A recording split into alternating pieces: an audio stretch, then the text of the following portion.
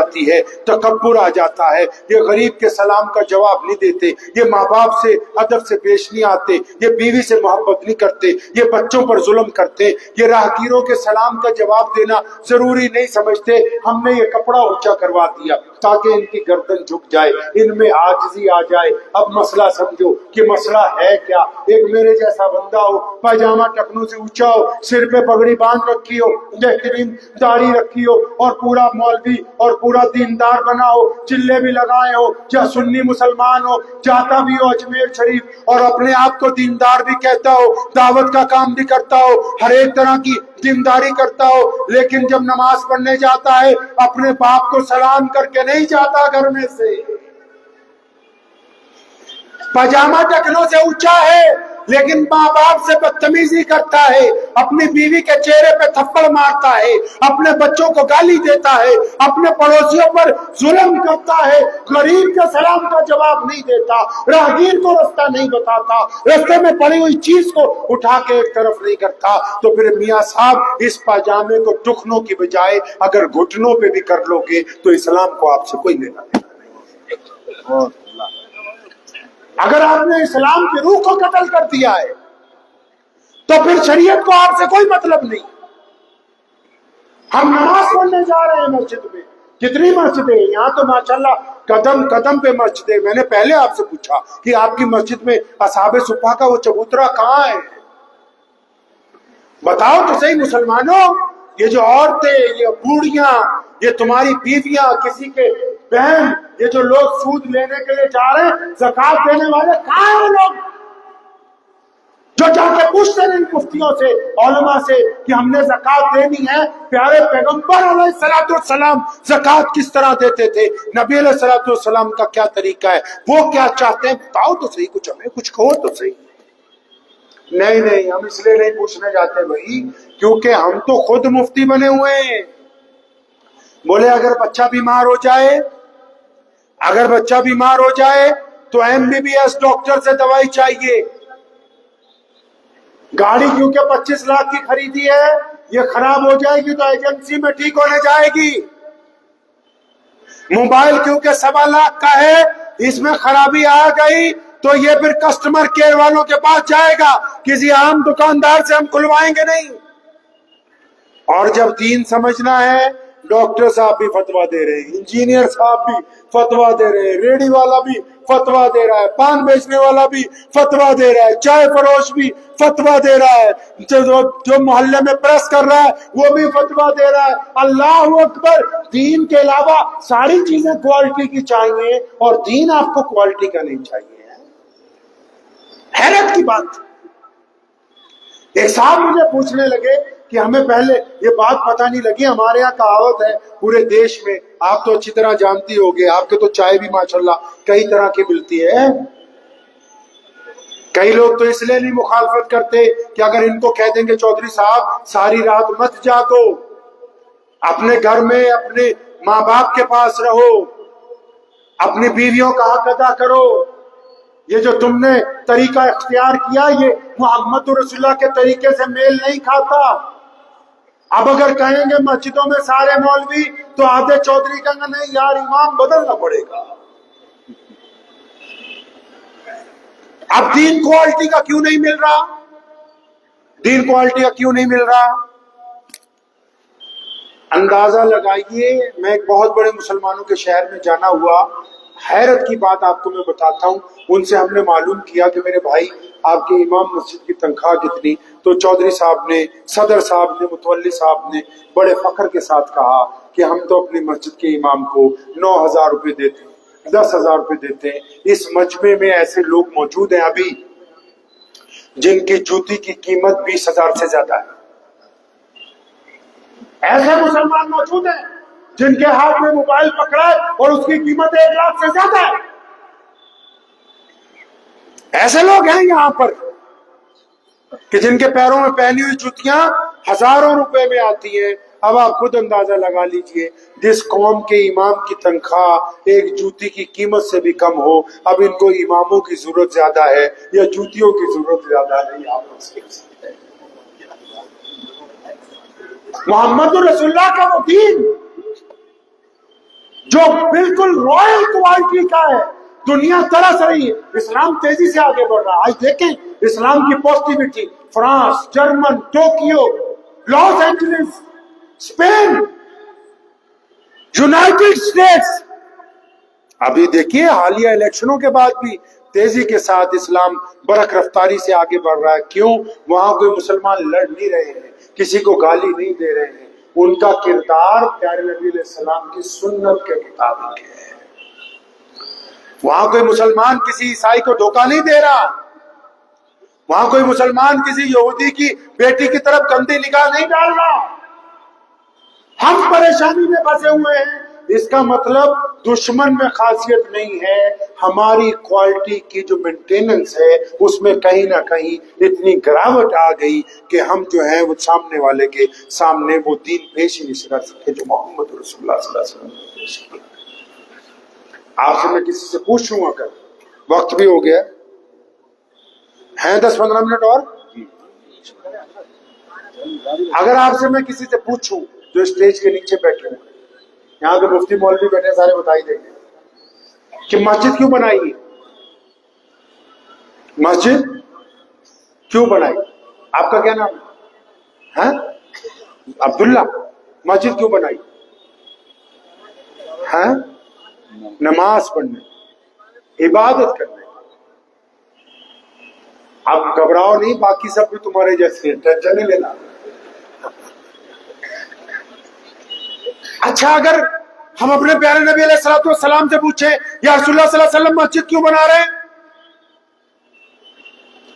امام بخاری جواب دیتے، امام نسائی صاحب طبقات وہ جواب دیتے ہیں. آپ پوچھیں نا اللہ کے نبی علیہ الصلوۃ والسلام سے جو پوچھنا ہے. یہ سارے مفتی، یہ علماء، ان کو نبی علیہ السلام کا علم سینہ بسینہ ان تک پہنچایا گیا ہے بالکل سند کے ساتھ.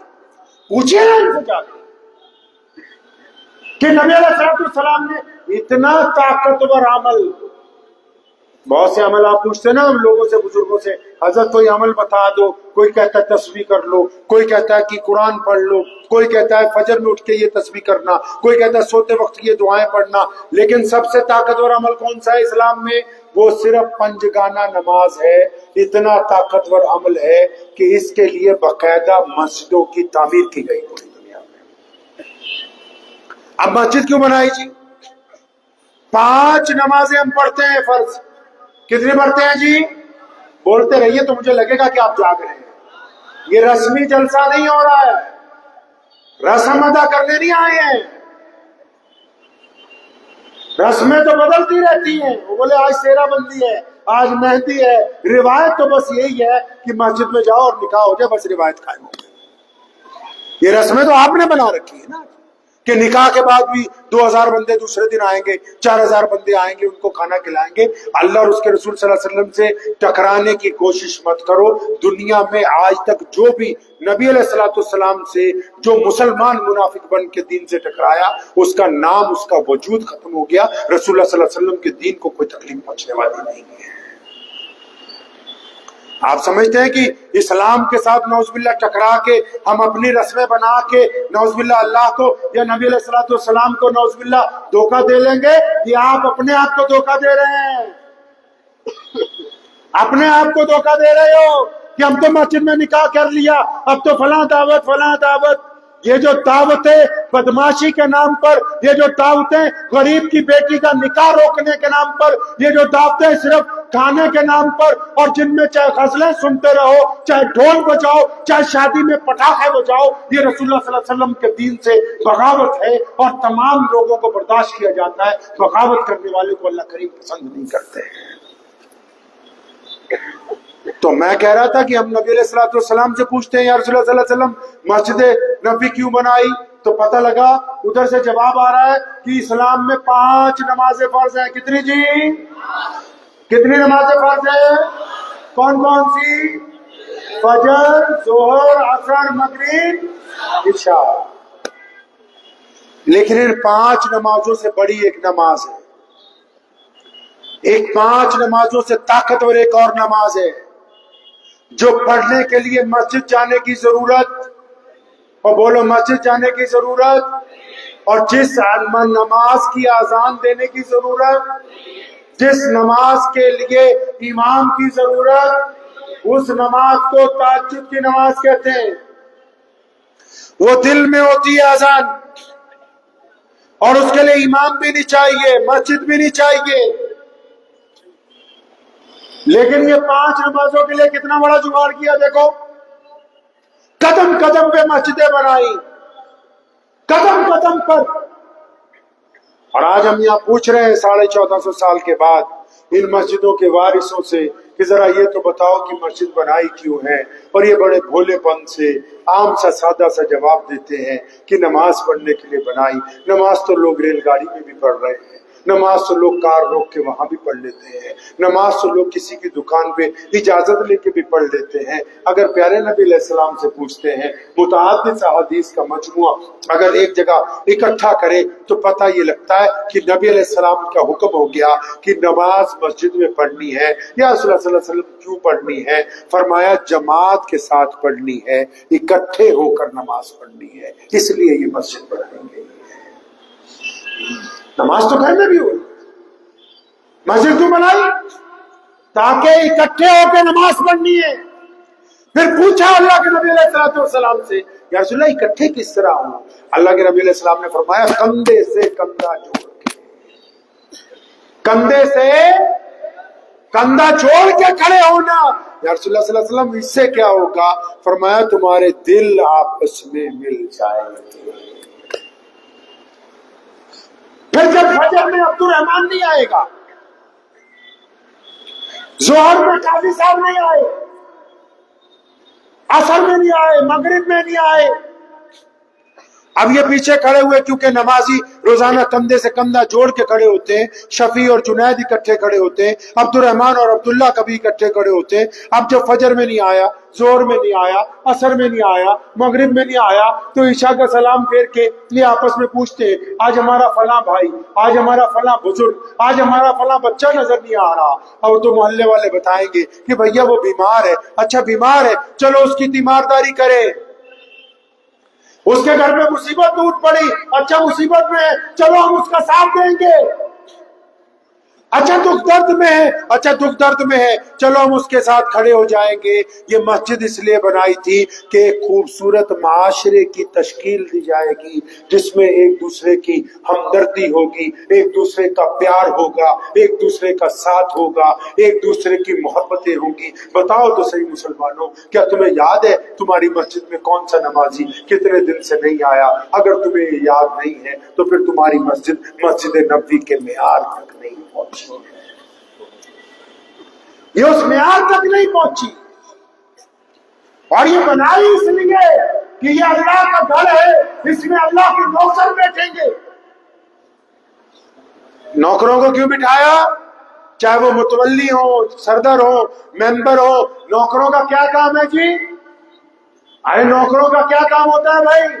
کوٹھی میں، گھر میں نوکروں کا کیا کام ہے کہ مالک کے جب مہمان آئیں گے ان کو پانی پیش کرے گا، مالک کے مہمان آئیں گے ان کی خدمت کرے گا، مالک کے مہمان آئیں گے ان کو سلام پیش کرے گا۔ اور یہاں معاملہ الٹا ہو گیا، نوکر مالک بن گئے، مالک کے مہمانوں سے بدتمیزیاں کرتے ہیں۔ یہاں معاملہ بالکل الٹ ہو گیا کہ نوکروں کو یہ خیال ہی نہیں رہا کہ ہم تو خدمت کرنے کے لیے یہاں بٹھائے گئے، انہوں نے سوچا ہم تو مالک بن کے اس جگہ پر بیٹھے۔ صرف آپ کی بات نہیں، پورے ملک کی بات کر رہا ہوں۔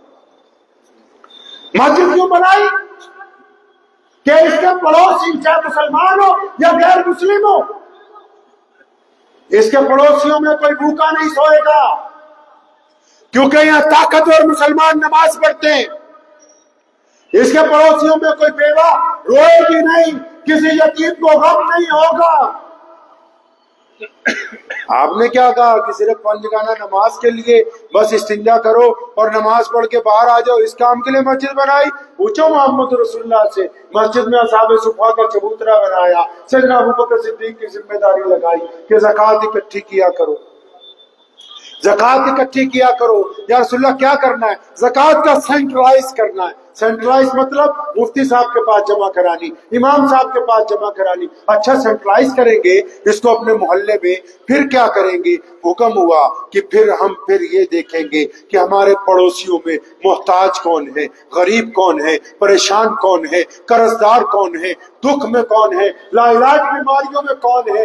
ہم پہلے ان کو اتنی پیسے دیں گے، ہر سال اتنی دولت دیں گے کہ وہ صاحب زکات بن جائیں، کہ وہ صاحب زکات بن جائیں. پوچھو اپنے مفتیان کرام سے. ایک دور تھا عمر بن عبدالعزیز رحمت اللہ علیہ کا، عمر ثانی ان کو کہتے ہیں، سیدنا عمر رضی اللہ تعالیٰ عنہ کی نسل میں سے ہیں. انہوں نے زکات اکٹھی کی، ملک شام بھیجی، کئی 100 گاڑیاں. شام کے گورنر نے چٹھی لکھی، حضرت یہاں تو پہلے زکات بانٹ کے اب کوئی غریب نہیں رہا، اپنی زکات واپس منگوا لیجیے. تیل اب نکلا ہے، سوشل میڈیا جھوٹ بولتا ہے کہ عرب کے لوگ تیل نکلنے سے پہلے غریب تھے.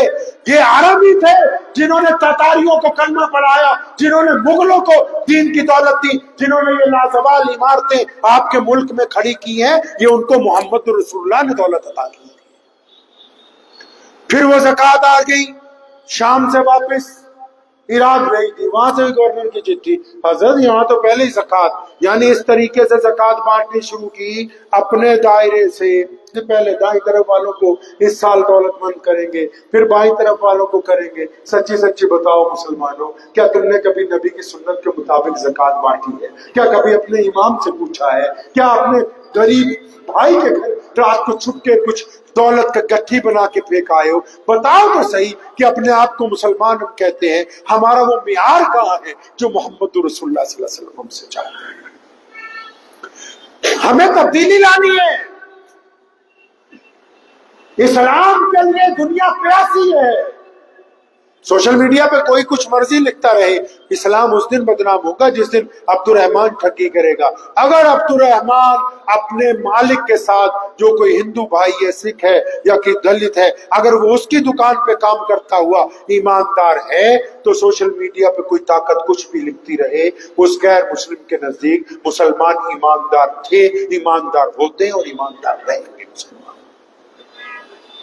ہمیں اپنے درمیان میں تبدیلی لانی، ہمیں خود اس معیار کو پہچاننا ہے جو پیارے محمد رسول اللہ صلی اللہ تعالی علیہ وسلم نے ہمیں عطا فرمایا ہے. کریں گے انشاءاللہ تعالی، اس معیار تک پہنچنے کی کوشش کریں گے انشاءاللہ. اس کے لیے پہلا کام یہ کرنا ہے کہ اپنی ذہنیت کو نبی علیہ السلام کی سنت کے مطابق مثبت کرنا ہے. کریں گے مثبت انشاءاللہ. مثبت سمجھتے ہیں؟ پازیٹیو کرنا. کیا کرنا ہے؟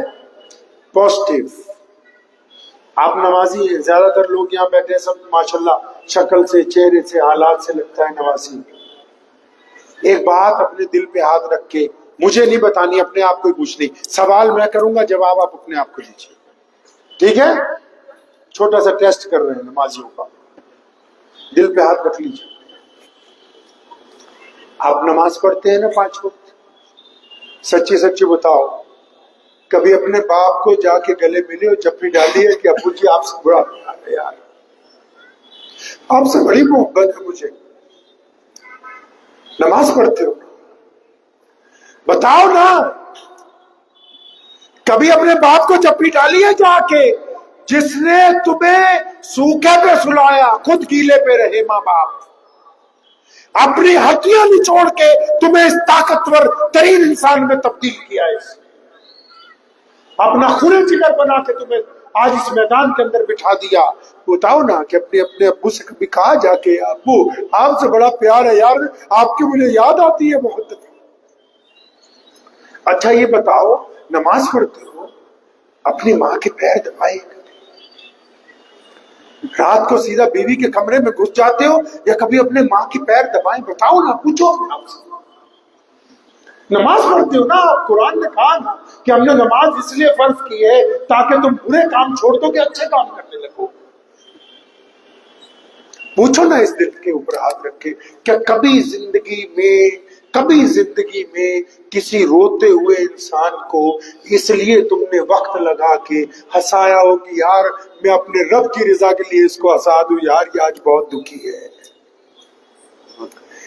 امام غزالی رحمت اللہ علیہ کو جب انتقال ہو گیا، کسی کے خواب میں آئے، فرمایا غزالی کیسے مغفرت ہوئی؟ قرآن بہت لکھا، حدیثیں بہت لکھی، اتنے بڑے امام تھے، کہنا یار کچھ کام نہیں آیا، میں ایک دن حدیث لکھ رہا تھا، قلم اٹھایا، اس کو سیاہی میں ڈبویا، اور جب وہ قلم کاغذ پہ رکھا، وہ جو سیاہی کا ببولا بنا تو اتنی دیر میں ایک مکھی آ کے بیٹھ گئی اس پہ، اور وہ سیاہی کے پانی کو پینے لگی، کیونکہ گرمی تھی۔ میں نے قلم کو روک لیا کہ اللہ کی مخلوق ہے، اس کو مکھی کو پانی پینے دیتا ہوں۔ کہتا میں مر گیا۔ میرے رب نے پوچھا غزالی یہ تو بتا کہ اس مکھی کو تو نے پانی پینے کا موقع کیوں دیا تھا؟ وہ تو تیری کوئی تعریف نہیں کر سکتی تھی، وہ جا کے لوگوں کو بتا نہیں سکتی تھی۔ فرمایا اللہ میں نے اس لیے اس کو پانی پینے دیا، میں نے کہا میرے اللہ کی مخلوق ہے آپ کی محبت میں۔ فرمایا اچھا پھر جو کوئی میری مخلوق پر رحم کرے تو میں پھر اس پہ رحم نہ کروں؟ اپنے دل پہ ہاتھ رکھ کے پوچھو تو صحیح، تمہیں پتا ہے تمہاری بہن غریب ہے، تم جانتے ہو کہ تمہارا کون سا رشتہ دار محتاج ہے، صاحب مال ہونے کے باوجود کبھی پیسوں کا پیکٹ بنا کے ان کے گھر پہ پھینک کے نہیں آئے تم رات کے اندھیرے میں؟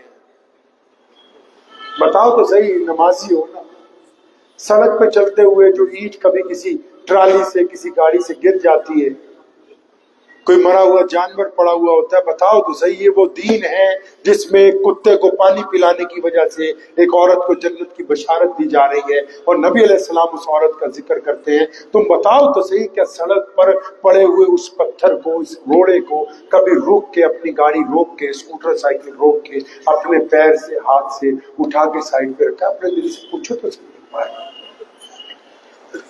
بتاؤ تو صحیح تمہارا جو غیر مسلم دوست، تمہارا غیر مسلم پڑوسی، تمہارے ساتھ رہنے والا جو بندہ ہے جس نے بچپن تمہارے ساتھ گزارا، جو اسکول میں تمہارے ساتھ پڑھتا رہا، آج وہ پریشان ہے، دکھی ہے، وہ ملتا ہے تو نظریں پھیر لیتا ہے، بتاؤ تو صحیح کیونکہ تم نمازی ہو اس لیے پوچھ رہا ہوں، اگر نمازی نہیں ہوتے پھر نہیں یہ سوال کیا جا سکتا،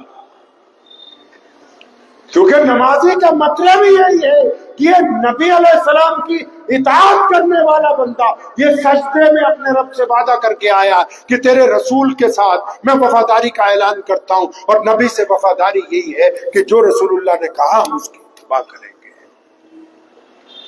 پوچھو تو صحیح اپنے اس دل کو ایک بار کہ کسی غمزدہ کا غم دور کرنے کے لیے ہم نے کیا کیا ہے، کسی یتیم کے سر پہ ہم نے ہاتھ پھیرا ہو، جس نبی نے عیدگاہ کی جاتے ہیں وہ اپنا رخ پلٹ کے گھر کی طرف کر لیا کہ ایک یتیم رو رہا ہے، بس اس کو واپس لے کے جاتے، اس کو نئے لباس پہناتے، اس کو گھر میں سے کھجوریں کھلاتے، اور پھر پوچھتے کہ اچھا تیرا جب باپ زندہ تھا عیدگاہ کیسے جاتا تھا؟ اس نے کہا یا رسول اللہ میں تو اپنے ابو کے کندھوں پہ بیٹھ کے جاتا تھا۔ وہ فرمایا چل، پھر نبی علیہ السلام نے اس کو اپنے کندھوں پر بٹھایا تاکہ ان مسلمانوں کو بتانا تھا کہ یتیم خانے کھولنا، غریبوں کی مدد کرنا، بیواؤں کی خبر گیری کرنا یہ تمہارے نبی علیہ السلام کی سنت ہے۔ یہ کہہ کے جان چھڑائی نہیں جا سکتی کہ فلاں سرکار فلاں پارٹی وہ تو ہماری، یہ کہہ کے نہیں جان بچا سکتے آپ اپنی۔ آپ کا معیار کہاں ہے؟ آپ کہاں پر کھڑے ہوئے ہیں؟ اس معیار کو مینٹین کرنا ہے، کریں گے انشاءاللہ، کریں گے انشاءاللہ۔ تو ایک بندہ آپ کے گھر میں خراب ہے بہت، پہلے اس کو بندہ بنانا ہے، بنائیں گے انشاءاللہ۔ ارے بھائی میں ایک جگہ گیا جلسے میں، تو حضرت وہ ہمارے یہاں پنجاب میں دن میں جلسے ہوتے ہیں، یہ بھی آپ کو کہ پنجاب میں، ہماچل میں یا آپ کشمیر میں جائیں گے تو جتنے بڑے اجتماع ہوتے ہیں وہ دن میں ہوتے ہیں، کیونکہ وہ اللہ اور اس کے رسول صلی اللہ علیہ وسلم کی بات کی اہمیت کو سمجھتے ہیں کہ اپنا وقت دینا ہے، اپنا جاب ٹائم دینا۔ تو ایک جلسے میں ایسے ہی پوچھا کہ بھائی تمہارے گھر میں سب سے زیادہ کون خراب ہے؟ تو آگے ایک نوجوان بیٹھا تھا، اپنے باپ سے بہت تنگ ہوگا، کہنے لگا مولوی صاحب میرا پیو بہت خراب۔ لیکن گھر میں ایک بندہ خراب ہے۔ آج میں نے بہنوں سے بھی گفتگو میں یہ باتیں کی، ہماری مائیں بہنیں اکٹھی ہوئی تھی آج صبح، ان سے بھی ایسی بہت ساری باتیں ہوئی، وہی آپ سے بھی کر رہا ہوں۔ آپ سے یہ باتیں کیوں کر رہا ہوں پتہ ہے؟ کیونکہ بھوپال کی ایک عزت ہے پورے ملک میں، اور پھر بھوپال کے مسلمانوں کی ایک الگ پہچان ہے، نبی علیہ السلام پازیٹیو ہیں، ہم پازیٹیوٹی کے ساتھ ہی دیکھتے ہیں۔ یہ ضروری تو نہیں کہ اب سارے ہی لوگ رات کو چائے پی رہے ہیں، بہت سارے ایسے ہیں جو اسکول نئے بنانے کی فکر میں ہیں، بہت سارے ایسے ہیں جو کالج چلا رہے ہیں، بہت سارے ایسے ہیں جنہوں نے ڈاکٹر کی ڈگری حاصل کر لی، بہت سارے ایسے ہیں جنہوں نے اپنے بچوں کو حافظ بنایا، مفتی بنایا، عالم بنایا۔ اگر ہم پچھلے 30 سال کے موازنے میں اب دیکھیں گے تو ہم پچھلے 30 سال میں آج کے دن آگے جا رہے ہیں، پیچھے نہیں جا رہے ہیں۔ تو یہ جو آگے جانے کی رفتار ہے، اس کو اور تیز کرنا ہے، کم نہیں ہونے دینا۔ کریں گے تیز انشاءاللہ۔ تو گھر میں ایک بندہ خراب ہے، اس کو گھر سے نکالیں گے؟ نہیں نکالنا۔ گھر میں ایک بندہ خراب ہے، وہ کون ہے بتائے؟ وہ میں خود ہوں، آپ خود ہیں وہ۔ آپ اندازہ تو لگائیں، آپ جب گھر میں زیادہ طوفان بدتمیزی کا عروج کرتے ہیں، ماں بھی پریشان، بیوی بھی پریشان، بچے بھی پریشان، اگر اسی میں آپ صبر کا مظاہرہ کریں، تحمل کا، یار مرد کس کو کہتے ہیں بتاؤ تو صحیح۔ اصل میں تم مولویوں کے پاس جاتے نہیں حضرت، یہ علماء کے پاس صحبت میں بیٹھتے نہیں، قرآن حدیث پڑھیے۔ مرد کس کو کہتے ہیں؟ مرد وہ نہیں ہے جو 500 لوگوں کے بارات میں لے گیا، 4 چکے کی کار میں سسر صاحب سے لے کے اور دلہن لے کے گھر کو آ رہا ہے۔ مرد وہ ہے جو نکاح کے موقع پہ اپنی طرف سے مہر معجل دیتا ہے، جس کو ٹوکن آف لو کہتے ہیں، اس بات کی ضمانت کہ پکڑو پیسے اور جا کے اندر پیش کر دو کہ میں پیشگی طور پر تمہیں شہزادی تسلیم کرتا ہوں، ساری زندگی تمہارے ناز و نخرے اٹھانے کے لیے تیار ہوں۔ مرد اس کو کہتے ہیں جو بیوی سے وعدہ کر لے کہ میں تیرے نکاح، تو میرے نکاح میں آ گئی تو قبر کی لحد تک اس وعدے کو نبھاتا ہے، جو درمیان میں چھوڑ کے بھاگ جائے وہ مرد پورا نہیں۔ مرد اس کو کہتے ہیں، مرد وہ تھوڑی ہے جو زیادہ اچھے کپڑے پہنے، بہترین گاڑی، نہیں، جو غریب کے ساتھ، مظلوم کے ساتھ، اپنے سے کمتر کے ساتھ، عاجزی کے ساتھ، انکساری کے ساتھ پیش آتا ہے، یقیناً وہی بڑا خاندانی آدمی، کیونکہ اس کے اندر لچک موجود ہے، اس کا قد بڑا ہے، وہ جھک کے مل رہا ہے، اسی لیے تو جھک کے مل رہا ہے کہ اللہ تبارک و تعالیٰ نے اس کو بڑا قد عطا کیا۔ ہم نبی علیہ السلام کی امت ہیں، یہ نہیں اسلام چاہتا، میں دو ٹوک لفظوں میں کہتا ہوں، قرآن نے بھی کہا ہے کہ کوئی دین میں زبردستی نہیں۔ بہت سارے غیر مسلموں کو غلط فہمی ہے کہ جی مسلمان تو کہتے پوری دنیا مسلمان، نہیں، اسلام نے کہیں کوئی پابندی نہیں لگائی کہ ہر بندہ دین میں آ جائے، لیکن ہاں اسلام یہ چاہتا ہے اپنے ماننے والوں سے، رسول اللہ صلی اللہ علیہ وسلم کی حلف وفاداری لینے والوں سے، اسلام آپ سے یہ چاہتا ہے، مسلمانوں سے یہ چاہتا ہے کہ تمہاری وجہ سے کوئی غیر مسلم اسلام کو برا نہ کرے۔ کوئی غیر مسلم کی بیٹی یا ہماری بیٹی یہ نہ کہے کہ محمد شفیع اور وہ جنید روزانہ گلی کی نکڑ پہ کھڑے ہو کے اس وقت تک ہمیں دیکھتے رہتے ہیں جب تک ہم گلی کی نکڑ نہ پار کر لیں۔ کوئی بیٹی اگر یہ کہتی ہے تو پھر آپ مجرم ہیں اللہ اور اس کے رسول کے، کیونکہ وہ یہ نہیں کہہ رہی کہ 2 لوگ کھڑے، وہ یہ کہتی مسلمانوں کے 2 لڑکے وہاں پر کھڑے ہوئے ہیں۔ اسلام یہ آپ سے چاہتا ہے۔ اسلام کی فوٹو دیکھیے آپ نے، فوٹو دیکھیے اسلام کی بھائی آپ نے، ارے بولو ہاں یا نہ، فتویٰ تو آپ دے ہی دیتے ہو۔ اگر ہم جیسا کوئی کہہ دے گا فوٹو ہے تب بھی فتویٰ دے دو گے چائے کی دکان پہ جا کے۔ اسلام کی کوئی فوٹو نہیں ہے، لیکن آپ کے موبائل میں جو آپ سیلفی کھینچتے ہیں اس کو غور سے دیکھیے، غیر مسلم دوستوں کے نزدیک وہ اسلام کی تصویر ہے، ہمارے غیر مسلم ہم وطن لوگوں کے نزدیک وہ اسلام کی تصویر ہے۔ اس تصویر کو دیکھ کے پوچھو نا کہ یہ تصویر ایماندار کی ہے یا بے ایمان کی ہے، یہ تصویر ایک صوفی آدمی کی ہے یا شرابی کی ہے، یہ تصویر ایک ٹھگ کی ہے یا بہت بڑے دیانتدار کی ہے۔ اس تصویر کو بار بار دیکھیے، اگر آپ کو لگتا ہے کہ اس تصویر میں کمی ہے تو اس کا سنگھار کیجئے، اس میں اگر ایمانداری کی کمی ہے تو ایمانداری کا رنگ پیدا کیجئے، اس میں شرم و حیا کی کمی کمی ہے تو شرم و حیا کا رنگ اس میں پیدا کیجئے، اس کی زبان میں سختی ہے تو اس کی زبان میں نرمی پیدا کیجئے، اس کی آنکھوں کے اندر شرارت ہے تو اس کی آنکھوں کے اندر شرم و حیا پیدا کیجئے۔ اس تصویر کو دیکھیے، کیونکہ لوگ اسی تصویر کو دیکھ کے آپ کا اندازہ لگاتے ہیں۔ وہ مسجد میں نہیں جاتے، ان کو قرآن پڑھنے کوئی نہیں جاتا پڑھانے کے لیے، لیکن وہ مسلمانوں کو جانتے ہیں، کیونکہ کچھ مسلمان ان کے ساتھ پڑھتے ہیں اسکول میں، کچھ مسلمان ان کے ساتھ کاروبار کرتے ہیں، کچھ مسلمانوں کے گھر میں وہ کام کرتے ہیں، کچھ مسلمان ان کے گھروں میں کام کرتے ہیں، اس لیے وہ اسلام کو، رسول اللہ کو ان مسلمانوں کی شکل سے دیکھتے ہیں۔ اب یہ فیصلہ آپ کر لیں کہ اسلام کی تصویر کو خوبصورت بنانا یا بدصورت بنانا، آپ کر لیجیے یہ فیصلہ۔ یہ جو فتووں کا بازار گرم کیا ہوا ہے آپس میں، اس سے غیر مسلم متاثر ہونے والے نہیں ہیں۔ فتویٰ اپنے متعلق لو، اپنے متعلق، مولوی اتارنے کے لیے فتویٰ، صدر اتارنے کے لیے فتویٰ، فلاں کمیٹی، تو اپنے متعلق لو فتویٰ، اپنے متعلق کے مولانا صاحب سے پوچھو کہ میں یہ فلاں کام کرتا ہوں تو میرے متعلق نبی علیہ الصلوۃ والسلام کا کیا حکم ہے۔ تبدیلی لائیں گے انشاءاللہ، وعدہ کیجیے اللہ اور اس کے رسول صلی اللہ علیہ وسلم کے نام کے اوپر، لائیں گے انشاءاللہ۔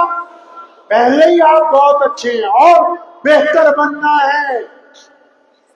رات کا پہلا پہر آئے سو جانا ہے، آپ جائیں، آپ کے ہم وطن جتنے غیر مسلم دوست ہیں ان کے محلوں میں رات کے پہلے پہر وہ سو رہے ہیں، میرے نبی نے کہا تھا پہلا پہر آ جائے بچوں کو اندر لے لو اور سو جاؤ اپنے بستروں پہ عشاء کی نماز پڑھ کے، کیونکہ فجر میں اٹھنا ہے اور اس کے بعد اللہ کی زمین پر رزق تلاش کرنے کے لیے نکل پڑنا ہے۔ اور ہم لوگ فجر پڑھ کے سوتے ہیں جب زوال کا وقت ہوتا ہے۔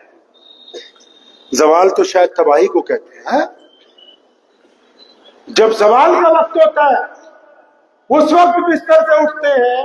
اب جس قوم نے خود ہی طے کر لیا ہو کہ جس وقت رزق حاصل کرنا ہے، عزت حاصل کرنی ہے، برکت حاصل کرنی ہے، اس وقت ہم سوئیں گے، زوال کے وقت اٹھیں گے تو ان کو پھر آگے کون لے کے جائے گا؟ ہمیں اپنی عادتیں نبی علیہ السلام کی سنت کے مطابق کریں گے انشاءاللہ۔ اس میں پہلے لوگوں کو اب سدھارنے کی ضرورت نہیں ہے۔ یہ بات اکثر کہتے تھے میرے والد صاحب رحمۃ اللہ علیہ کہ بھئی ہم لوگوں پہ جج نہیں لگے ہوئے، ابھی جتنی گفتگو ہوئی کسی خاص بندے کے متعلق نہیں ہے، سب کے لیے، میں بھی اس میں شامل ہوں، کیونکہ نبی علیہ السلام سب کے نبی، وہ صرف مسلمانوں کے لیے نہیں ہوئی، نبی علیہ السلام کائنات کے لیے رحمت۔ تو ہم لوگوں پہ جج تو نہیں لگے کہ ہم شام کو چائے پیتے ہوئے، سگریٹ پیتے ہوئے، پان کھاتے ہوئے محلے کی نکڑ پہ، اما میاں وہ فلاں کی بیٹی کو پتا تمہیں، اما میاں وہ فلاں کے بیٹے کو دیکھا؟ ارے نہیں میرے بھائی، قرآن نے کہا وَيْلٌ لِكُلِّ هُمَزَةٍ لُمَزَةٍ، ویل اور تباہی ان لوگوں کے لیے جو دوسروں کے عیب تلاش کرتے ہیں، ان عیبوں کو سپلائی کرتے ہیں آگے جا کے۔ آپ جج نہیں لگے ہوئے، آپ دوسرے کے مالک نہیں ہیں۔ اس کام کے لیے مسجد بنائی ہے، مسجد میں ان کو بٹھائے مفتی صاحب کو، اور انہیں بھی اختیارات محدود دیے کہ مسجد میں جب کوئی آئے تو اس کو ٹوکنا نہیں، یہ مت کہنا ہفتے بعد آیا 15 دن بعد آیا، نہیں، تمہارے اختیارات محدود ہے۔ کیا کرنا ہے؟ تو نبی علیہ السلام کا حکم ہے کہ جمعے کے دن میں اپنا ممبر چھوڑ کے جا رہا ہوں تمہارے پاس، اس ممبر پر کھڑے ہو جاؤ۔ کیا حکم دیا؟ یہ نہیں کہا ہمیں مولویوں کو کہ ممبر پہ کھڑے ہو کے یہ کہنا کہ نماز پڑھو، روزہ رکھو، حج کرو، سارے مفتی بیٹھے، ذمہ داری سے کہتا ہوں جا کے پوچھئے گا۔ یہ حکم ہوا کہ جب تم کھڑے ہو جاؤ گے، جب پہلا خطبہ ہوگا تو پہلے خطبے میں تم کرنٹ افیئرز کی بات کرو گے، موجودہ حالات کی بات کرو گے، موجودہ پریشانیوں کی بات کرو گے، موجودہ دکھوں کی بات کرو گے، موجودہ جو مسلمانوں میں پریشانیاں، گندگی آ گئی اس کی بات کرو گے، سماجی ویوستھا میں جو کمی آئی اس کی بات کرو گے۔ پہلے خطبے میں تم ان کو بتاؤ گے کہ دنیا کہاں جا رہی ہے، تم کہاں جا رہے ہو۔ یہ ساری باتیں ان سے کرنی ہے، اور نام نہیں لینا۔ تمہیں پتہ لگ جائے کہ فلاں نمازی شراب پی رہا ہے، تمہیں پتہ لگ جائے کہ فلاں زنا کے چکر میں، تمہیں پتہ لگ جائے کہ فلاں ناجائز عشق لڑا رہا ہے، اس کا نام نہیں لینا۔ جمعے میں ممبر پہ کھڑے ہو جانا اور اکیلے اکیلے کو بتانا کہ میرے نبی علیہ السلام نے شراب پینے سے منع کیا، میرے آقا کا حکم ہے سود کھانے سے پیچھے ہٹ جاؤ، میرے نبی نے کہا دوسروں کی بیٹی کو اپنی بیٹی سمجھنا، کہا یہاں کھڑے ہو جاؤ اور ان کو ایسی نصیحتیں کرو تاکہ جس کے دل میں جو بیماری ہے اس کو پتہ لگ جائے۔ پھر کہا جب دوسرے خطبے میں کھڑے ہو جائے گا اب بات کرنی ہے نماز کی، روزے کی، حج کی، زکوٰۃ کی، صدقے کی، سب کی بات کرنی۔ تو ہمیں پہلے کس بندے کو ٹھیک کرنا ہے بھائی؟ اب پہلے کیونکہ ہم کافی بلندی سے نیچے آئے نا جی، تو پہلے کس کو ٹھیک کریں گے انشاءاللہ؟ خود کو کریں گے انشاءاللہ۔ اس کے لیے ایک سنت اپنانی بہت ضروری ہے۔ نبی علیہ السلام چاہتے ہیں کہ ہم مثبت رہے۔ نبی علیہ السلام نے حدیث پاک میں فرمایا بدگمانی کفر ہے، مطلب دوسرے کے متعلق خود ہی آپ نے خیال بنا لیا۔ ہم اپنے کے متعلق بدگمان، آپ اپنے دوستوں کے متعلق بدگمان، میاں بیوی بدگمان، باپ بیٹا بدگمان، پڑوسی پڑوسی بدگمان۔ اب کیا ہوا؟ بدگمانی کوئی چھوٹی بیماری تو نہیں ہے۔ بدگمانی جب بڑھی تو فاصلے بڑھ گئے، جب فاصلے بڑھ گئے تو نا اتفاقی پیدا ہوئی، جب نا اتفاقی پیدا ہوئی تو طاقت ٹوٹ گئی، صفوں میں انتشار آ گیا، اور جب صفوں میں انتشار آیا تو پھر عزت ہمارے پاس باقی نہیں رہی۔ تو سب سے پہلے اپنی سوچ کو، اور سوچ کیسے ٹھیک ہوگی، برائیوں سے کیسے بچیں گے؟ پہلے نماز کو لازم پکڑ لیں۔ کیا کریں جی؟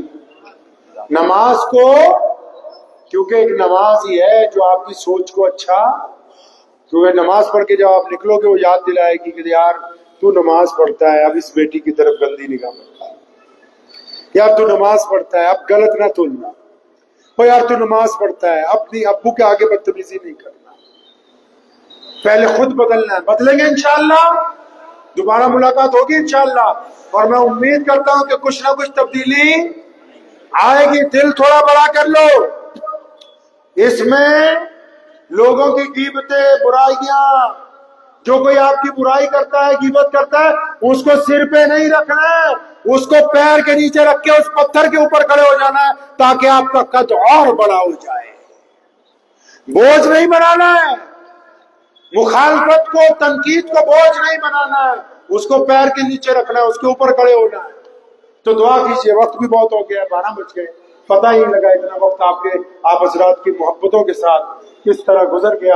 دعا کیجئے اللہ کریم مجھے بھی آپ کے پاس میرا آنے کا ارادہ جو ہے مدتوں کے ساتھ، والد صاحب رحمۃ اللہ علیہ کا، حضرت مولانا مفتی عبدالرزاق صاحب، اللہ تبارک و تعالیٰ ان کی قبر کو نور سے بھر دے اور ان کے درجات کو بہت بلند فرمائے، اللہ ان کی نسل کو دین کی خدمت کے لیے باقی رکھے۔ تو یہ کبیر خان جو کبیر ٹیم ہے، تو کچھ دیوانے ہوتے ہیں نا جو کسی کے پیچھے ہی پڑ جاتے، تو ہم لوگ زیادہ، ہمارے ابا ایک بات کہا کرتے تھے، میں صاف صاف کہتا ہوں، وہ ہمیں یہ کہا کرتے تھے باہر کم جانا ہے۔ تو کیوں؟ کہتے تھے یار بیٹا جہاں پیڑ لگا ہو وہاں جڑیں مضبوط ہونی چاہیے۔ ہم بڑی ذمہ داری سے کہتے ہیں، کوئی ہمارے بغیر ایک سیٹ نکال کے دکھائے، چاہے 2% لوگ ہیں، ہمیں پتہ ہے کہ ہم متحد ہیں تو کوئی سیاستدان ہمارے پہ حاوی نہیں ہو سکتا۔ تو جہاں پیڑ لگا ہوا وہاں جڑیں۔ اچھا اب کچھ دیوانے ہوتے ہیں، اسی طرح ایک پربنی میں ہے ہمارے عزیز، تو یہ جو آپ کا دیوانہ ہے کبیر، یہ پیچھے پڑ گیا 6-7 مہینے سے، صبح فون، دوپہر فون، شام فون، آ جاؤ بھوپال، آ جاؤ بھوپال۔ تو پھر یہ عارف مسعود صاحب کے پاس ہمارے نائب قاضی صاحب تشریف فرما ہے، آپ کے سامنے مفتی سلمان صاحب کے پاس، اور ہمارے بڑے بھائی تشریف فرمائے مفتی احمد صاحب کے پاس، ان سب کے بزرگوں کے پاس کہ بھیا مولانا صاحب کو لانا ہے پکڑ کے۔ تو میں یہ سمجھتا ہوں یہ جو حضرات میرے ساتھ بیٹھے ہوئے ہیں، ان کی محبتیں اور کبیر بھائی کی محبتیں، آپ حضرات کی یہ دعائیں ہیں کہ آج ہم سب لوگ یہاں پر آج اس اجلاس میں موجود ہیں، اور میں بڑی امید سے، کیونکہ نبی علیہ الصلوۃ والسلام نے ہمیں کہا ہے کہ تم پازیٹیو رہنا، بھوپال والوں سے اس امید کے ساتھ کہ بھوپال جب پہلے سے ہی مشہور ہے تو یہ اپنے کردار کے لیے اور زیادہ مشہور ہوگا انشاءاللہ۔ لوگ آ کے کہیں گے کہ شہر میں کوئی غریب نہیں ہے، صرف مسلمان ہی نہیں، لوگ کہیں گے کہ یہ محمد رسول اللہ کے دیوانے، یہ دیکھو یہ اپنے اور پراؤں میں فرق نہیں کرتے. ان سے سیکھو پڑھنا، ان سے سیکھو مسجدوں کی مینٹیننس، ان سے ادب سیکھیں. آپ کی سڑکوں پہ مجھے اس بات کی خوشی ہوئی، بہت ساری جگہ میں نے دیکھا کوئی ٹریفک والے بھی موجود نہیں تھے، لیکن عام لوگوں کو پھر بھی لوگوں نے جب سڑکوں پہ نوجوانوں نے روکا، ہندو بھائی بھی مسلمان بھائی بھی اپنے مہمانوں کی عزت میں رک گئے. تو یہ اس شہر کی میں سمجھتا ہوں کہ اس شہر کے لوگوں میں ایک اعلیٰ کردار موجود ہے جس کو اور سنوارنے کی ضرورت ہے انشاءاللہ. تو سنواریں گے انشاءاللہ، سنوار لیں گے انشاءاللہ. تو دعا کیجیے اللہ کریم مجھے بھی اور آپ سب کو ان باتوں پہ عمل کی توفیق عطا فرمائے. وآخر دعوانا ان الحمدللہ رب العالمین.